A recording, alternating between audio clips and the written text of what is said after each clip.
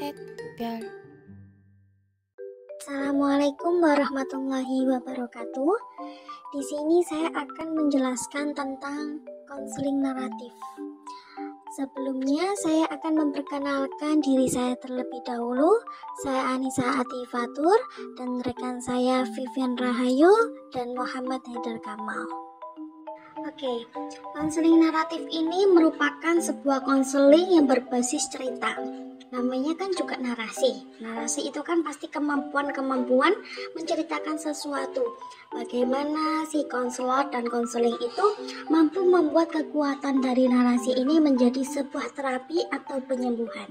Pertama-tama kita harus tahu dulu tentang dasarnya yang ditemukan oleh White and Epson tentang naratif ini. Michael White ini adalah seorang asisten direktur dan di mana di pusat terapi di New Zealand yang kemudian dia itu mempunyai ide-ide tentang naratif.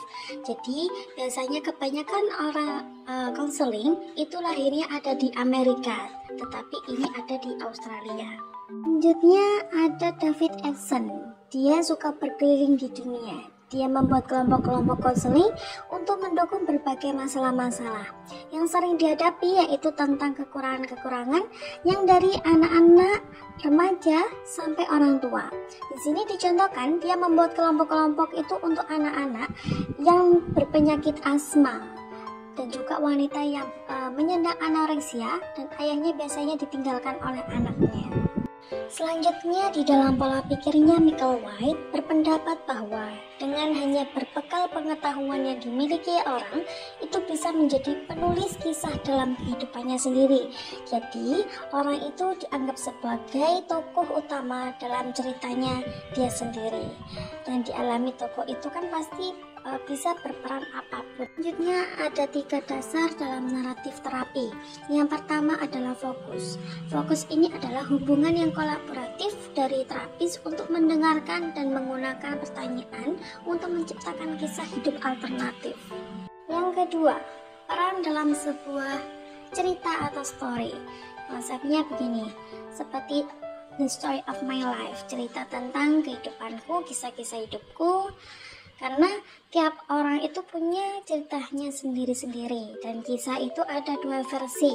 Yang pertama, cerita tentang diri kita sendiri yang kita ceritakan sendiri. Yang kedua, ada cerita tentang diri kita tapi yang diceritakan orang lain.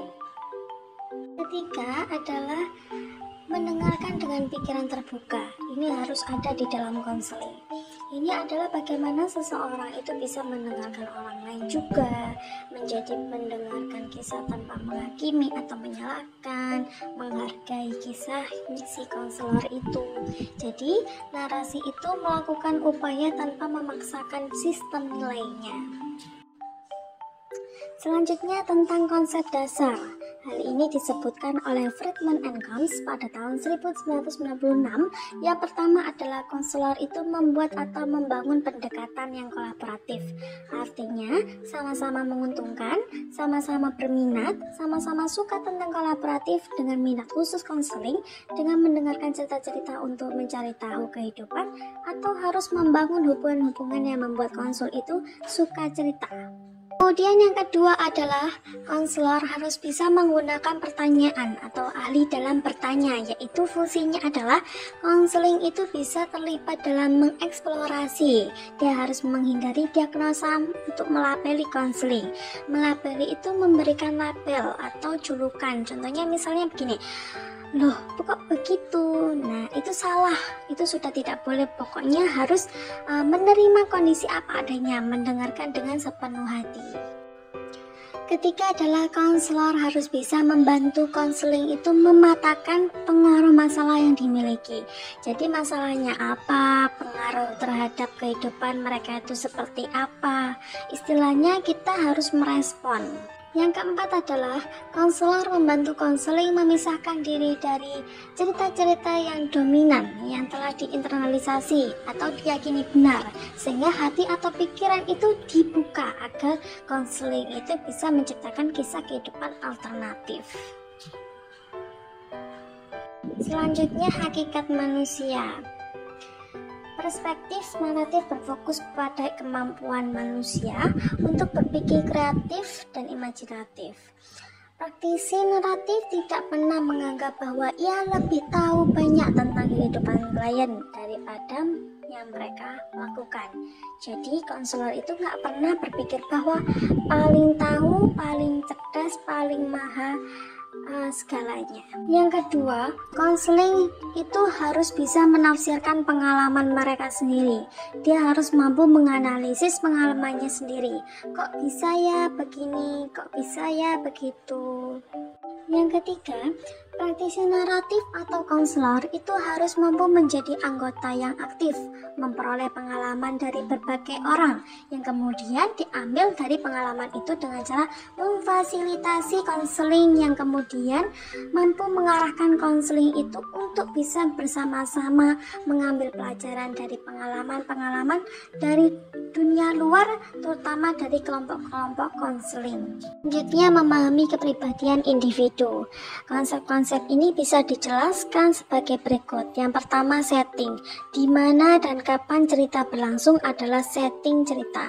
Cerita dapat terjadi dalam suasana indoor ataupun outdoor, atau menjadi pengalaman yang sebenarnya, gambaran ataupun mimpi. Yang kedua, ada karakterisasi. Orang-orang dalam cerita disebut karakter. Konseling berposisi sebagai tokoh protagonis atau antagonis, serta karakter pendukung. Kepribadian dan motif karakter dapat digambarkan oleh konseling secara langsung atau mungkin muncul dalam sebuah cerita. Yang ketiga adalah plot. Belajar dari apa yang telah terjadi adalah peran plot.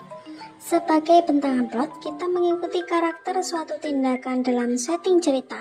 Sebuah plot mungkin memiliki beberapa episode atau tindakan. Konselor bisa membantu konseling menatakan episode-episodenya bersama-sama dengan cara yang koheren untuk konseling. Akhir adalah tema. Alasan hal yang terjadi dalam cerita disebut sebagai tema. Apa arti bagi pendongeng?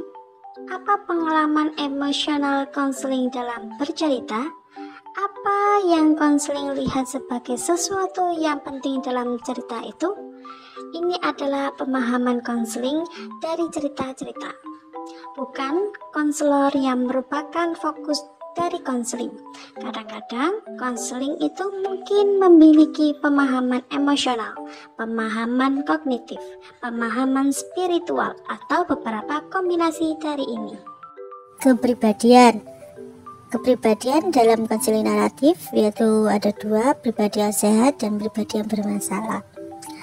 Pribadi yang sehat yaitu mampu memahami kehidupan mereka dari dalam dan luar, mampu memahami atau mengambil pengalaman sosial yang bermakna dalam kehidupan pribadi, mampu memahami pikiran, sistem kepercayaan, dan interaksi dalam kehidupan, mampu menggambarkan kehidupannya berdasarkan kebutuhan. Pribadi yang bermasalah yaitu merasa narasi kehidupannya sebagai penderitaan pribadi, ketakutan, atau tidak berharga. Individu yang tidak dapat mengeksplorasi ke dalam diri mereka sendiri. Individu yang selalu dibayang-bayangi oleh keinginan atau harapan, aspirasi, ketakutan, penyesalan, dan luka emosional. Tujuan konseling yang pertama, mengajak orang untuk menggambarkan pengalaman mereka dengan baru dan fresh dengan cara membuka pandangan baru.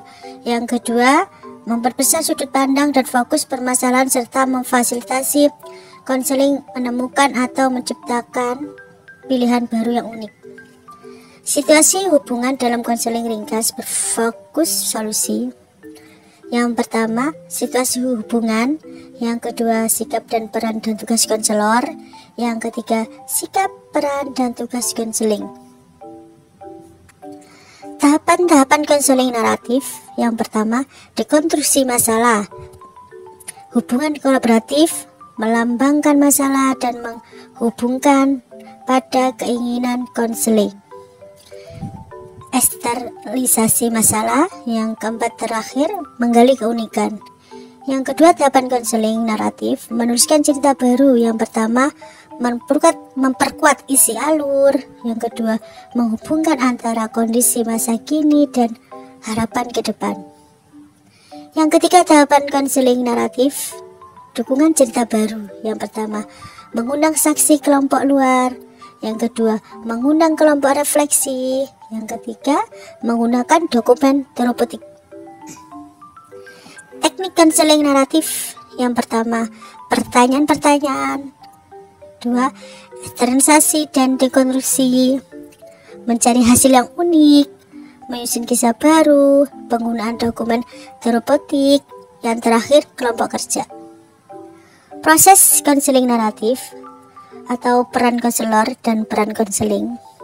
Apa sih peran konselor? Yang pertama, menunjukkan kepedulian, minat, respek, dan menghormati, keterbukaan, empati, kontak, dan daya tarik sebagai kebutuhan relasional. Yang kedua, membantu konseling membangun cerita yang lebih disukai klien. Yang ketiga, menghindari bahasa-bahasa diagnosis, penilaian, pengobatan, dan intervensi. Peran